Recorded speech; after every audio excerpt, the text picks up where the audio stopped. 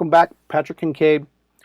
This is the final lesson in the pre-sourcing module of our source phase, lesson 9.05. Final research on your product before sourcing. Ooh, we're almost there. We're almost about to start reaching out to suppliers. But there's a few things we got to do before then, okay? We just want to make sure we lock this down before we go putting in all this effort to find the supplier, okay? There's some last minute things we want to do here. Okay, so 4 points in this one. Testing versus a full order. We want to confirm restrictions or prohibitions and certifications. We want to run your numbers again, right? And you want to order competitors' product from Amazon, okay? So these are the 4 things we're going to do. Let's get into it. First of all, testing versus full order. So I share this often, but in the early days of private labeling, 2014, 15, 16, 17, we pretty much tested everything, right? We didn't have as much access to data, and things were moving a little bit slower back then, and there was a lot less competition. So we could order 25 units or 50 units of something, put it up on Amazon, see how well it did over the course of a couple weeks, and if it did well, we would order 500 units, right? Well, for a period of years before recently, that became really difficult to do. It still is somewhat difficult to do a test order, right? Because things move so faster. Remember that first to market? Remember that? That's a hugely big deal. You got to be first to market, and nowadays the markets are moving fast. Okay, the new ideas are not remaining untapped for too long. Okay, so there's some things you need to consider if you're going to test first and then make a full order. Okay, that's what I'm going to discuss right now. So private labeling on Amazon can move at what feels like the speed of light. So is there a time we can test a product like the good old days before ordering 500 plus units? So testing is a possibility when you are unsure of a market, or you want to run a test on which variations to source, and you already surveyed your audience using Master Your Ranking or similar, and you didn't get definitive results. Okay? So it's possible when those things are true. Full orders should be placed, and you should ignore the idea of a test order when these things are true. If you are confident in your validation and innovation. So if you're confident, you've done your research, it validated great, your innovation is locked down solid.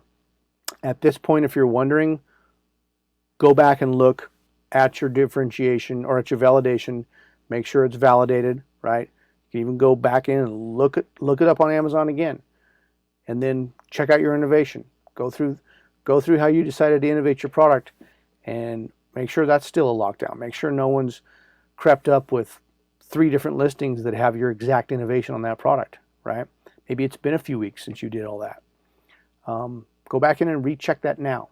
So, okay, that's the first item. If you're confident in your validation and innovation, that's when you should order a full order.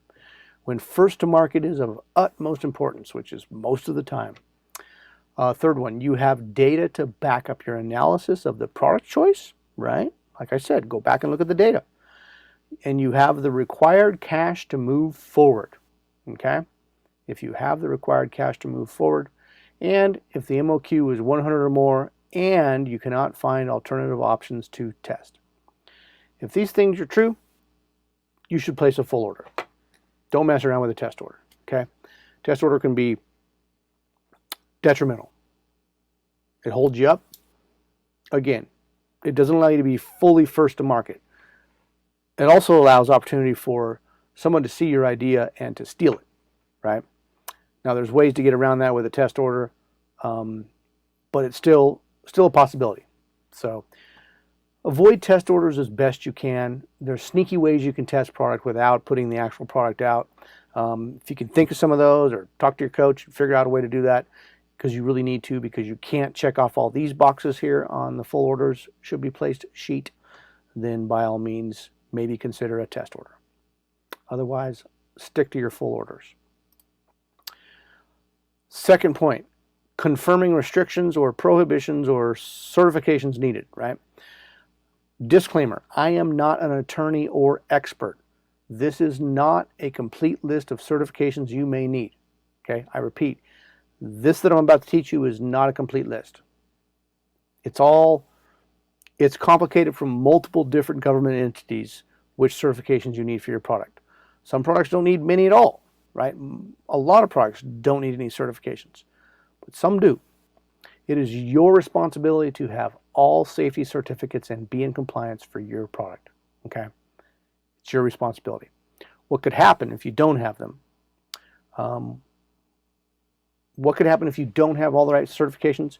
You could get shut down at customs. They could call you out on needing a certificate and then they hold your product until you get it. You could have your Amazon listing suspended. You could have your Amazon account suspended with difficulties getting them back up, right, until you get the proper information or the proper certification.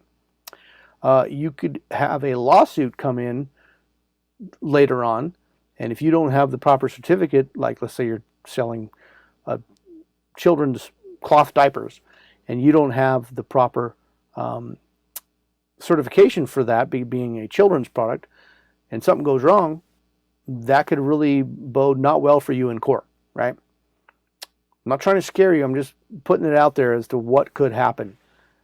So you need to make sure that you pay attention, okay? I'm going to tell you how to look up these things, and I'm going to tell you how to ask your supplier and whatnot, which we're going to do coming up next. But you need to hold yourself responsible. So don't think that I'm teaching you everything you need to know here about certifications. Factory certifications are sometimes made available by your supplier, okay?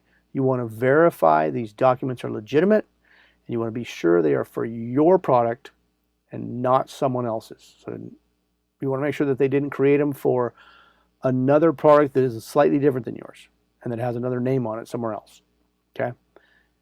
Customs can flag you if something is off. Customs can flag you if something is off. Some of these certifications you need, they have people from the government entity, I'm going to show you in a minute, that actually work hand in hand, side by side with the customs agents at the ports, right? Some of these things are that important, like the FDA, for instance. Some certifications you may need to obtain, and these aren't all of them, FDA, okay, food and drug. If there's a chance that your product is food and drug related, visit here, okay? I'd go in there and check that out anyway. You can see the list of all the products that need to be approved by the FDA. So go to that website, check it out, spend some time there, explore it, okay? Next one, to verify UL certification requirements. And this is typically for electronics related products, but not always. You'll see this UL listed stamp on pretty much anything that you plug in or anything that has to do with plugging stuff in. To verify requirements, visit this link below, sign up for free, and run the Product IQ search tool for your product, okay? Yep. Next one, the Consumer Product Safety Commission works with U.S. Customs at ports, okay?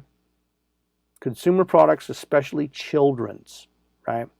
Not exclusively children's, but especially children's. So to see if your product requires certain CPSC mandated certifications, visit this link. It's taking you straight to the .gov site, and you can use their regulatory robot at this link. I am going to show you what using those tools looks like right now. Steps to take on cpsc.gov when obtaining a report on your product. So using the robot. I ran this real quick just before recording this. And here's what it looked like. So pick your category. I picked my category for the for our bear bags, and I think I picked that jewelry, bags, and accessories, or no, maybe I got outdoor and recreational products. See that lower left one? Outdoor recreational products. Clicked on it. Here's bear bag that I looked up, and I got a report. Okay, so I read down through this report, General Certificate of Conformity, GCC, and I read this note here. As I got down to this, I realized, hey, this pertains to me, right? So verify the requirements for your product per the report. So please note, not all general use products require the production of a GCC. Only products subject to certain standards and requirements indicated on our rules requiring a GCC page must issue a GCC. Products that do not fall into the listed categories do not require a GCC. All right. So I'd already determined I was not a child's product on the screens before. Okay. As I was reading that report, I am not a child's product. My bear bag is not for children. Then I'm going to go check per this.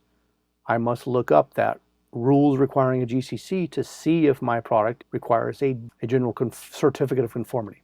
Manufacturers and importers of certain general use products must certify compliance with applicable federal safety requirements in a general certificate of conformity, right? So from our example, click the link rules requiring a GCC, as you can see right there in the blue, which directed us to another table. So after that, we went to the next table where we did not find our product category pertaining to nylon bags. Therefore, no GCC required, okay? So my nylon bags do not require any kind of GCC or general certificate of conformity. Okay, so that covered some of the certifications you may need. Okay, here we go. Note, every product imported into the U.S. must say made in whatever country it is, okay? Anything that comes into the country must be stamped with where it came from. So, for instance, made in China, or made in India, right? That often will appear under the UPC, as you can see here, that's a UPC code, or under the Amazon barcode. When you start selling products on Amazon, sometimes you can use an Amazon barcode. Sometimes you'll have to use an Amazon barcode, and it can show up on there, right? When you're filling out your listing information for your product listing, there's a field in there that's required to select where the product was made, okay? So that's those two places. You can put it elsewhere on the box or the packaging, but typically I put it nearby the UPC code because that's just common. That's where everybody puts it, right? Near the code, near the barcode. Okay, third thing we need to do last minute here before we move off into actually contacting suppliers, run the numbers again, okay? One last time using the MPL Run Your Numbers product calculator sheet. I want you to go run it, confirm your profit and ROI are adequate for your goals. It's the first thing you need to do. Well, first thing you need to do when you get in there is confirm that your inputs that you put in there, which is the sourcing cost and the price you're going to sell it at, confirm that those are still correct, okay? Then you're going to confirm that your profit and ROI are adequate for your goals. Then you're going to confirm that your development and launch costs are correct. And then you're going to confirm your order costs, okay? Your initial investment cost and your order costs. Asking again, does this product make sense? Will it help me meet my business goals? Here is an example of what that would look like. As you can see here, I ran it for the bear bag. I confirmed my price and my sales price and my source cost to source it, my estimated cost to source it. And here's what the margins came out, or profit is, margin is profit. The profit margin is at 42.8% if we ship it by sea and 35.7% if we ship it by air, which is good or great, right? Look over here at the ROI. ROI on the air is under where we want it to be. It's 92.5%.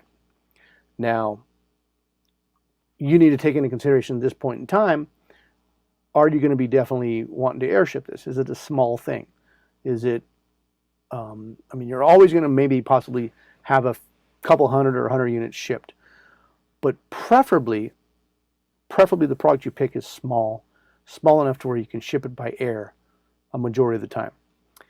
So you want to see that that's the case, and so you want to know, can I bring my ROI up by either decreasing what I pay for it or increasing the sales price, right? One of those two things needs to happen to bring your ROI number up. If you can answer, yes, this first order is going to be a little bit more pricey because I'm only ordering 300 units, when I order 1,000, my supplier told me, or I know I can get it for cheaper because the numbers I put in here in the sourcing costs in this calculator, I highballed it, right? I put the highest price I think I'm going to pay. I know I can get it cheaper. So I'll be able to come up over that 100% ROI on this. I'm like, okay, so my margin is good, my ROI is good. The ROI in the C is at 136%, which is over our 100% minimum. So that's good, okay? So I confirmed those. Now I'm going to confirm my total investment.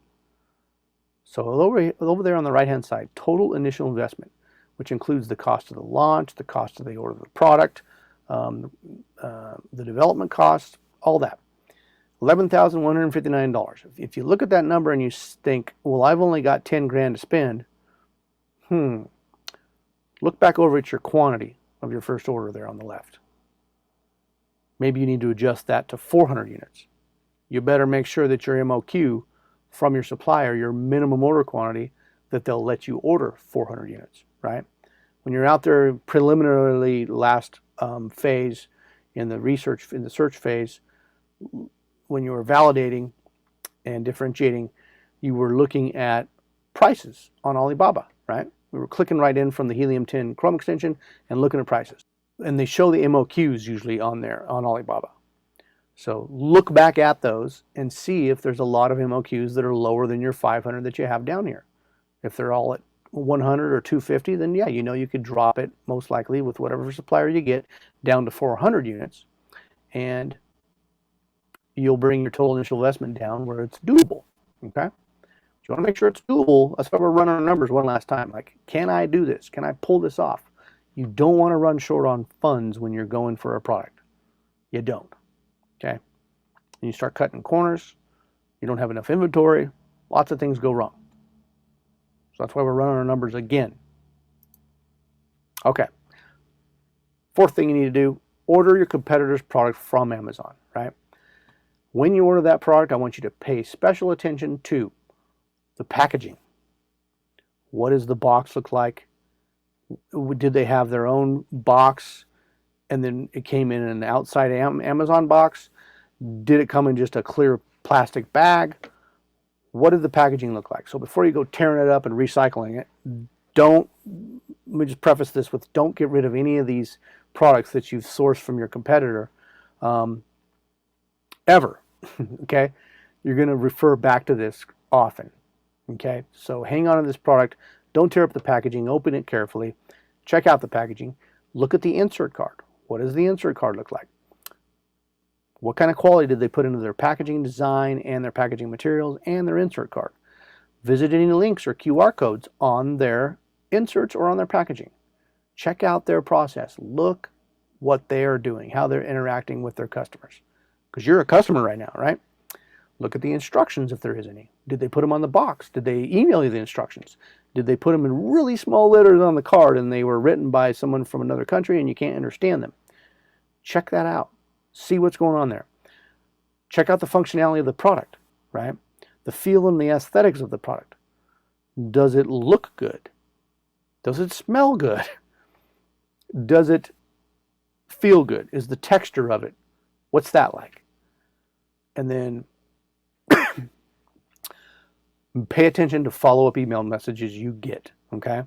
After you buy a product, typically Amazon sends you a follow-up email message. We can determine different messages to send to you through our follow-up email programs that we use. You're going to learn how to use one of those. Read those follow-up email messages, put a star by them, save them as a favorite, put them in a folder, keep them so you can see what they did to write you. Think about it when you open the message too. If this wasn't my competitor and I was just a normal shopper, would I care about this message? Was there something that they could have done, like with the subject line, that I would have cared more about this? Okay, you want to think about these things. You're going to think about them more later on, but I want you to take note of all these things right now, so later on it'll click. Oh yeah, the insert card, we're designing that now. I remember that one supplier, he had an awesome insert card. Let's go back and look at his and do it like he did. Always retain the product in its packaging for later analysis. Always. Do not get rid of it, okay? Don't get rid of them. Hang on to them. All right, that brings us to our action items. That's enough teach anatomy for this module.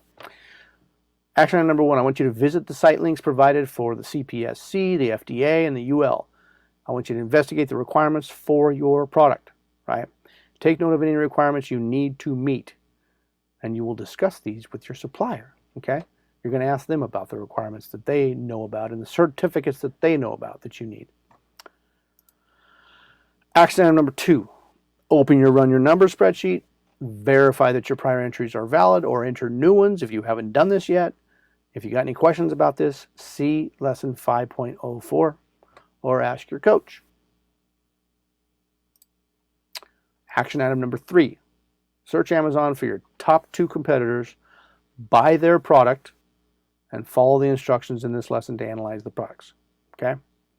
The most important thing to do with ordering their products is order them, look at them, and put them on the shelf or put them somewhere safe. So here in the next few weeks, when you start your manufacturing process, when you start hammering out the details of your product, when you start trying to get the innovations to come to life, you're going to refer back to your competitors' products, okay? That's enough out of me. You have completed the pre-sourcing module of the source phase. Congratulations. Good job. All right. Thanks for being here. I hope this was helpful. Hopefully you are prepared now, if having done all this work in these 5 lessons leading up to what's coming next. What's coming next is actually talking to suppliers, reaching out to suppliers. Okay? So without further ado, we will see you next time. Take care.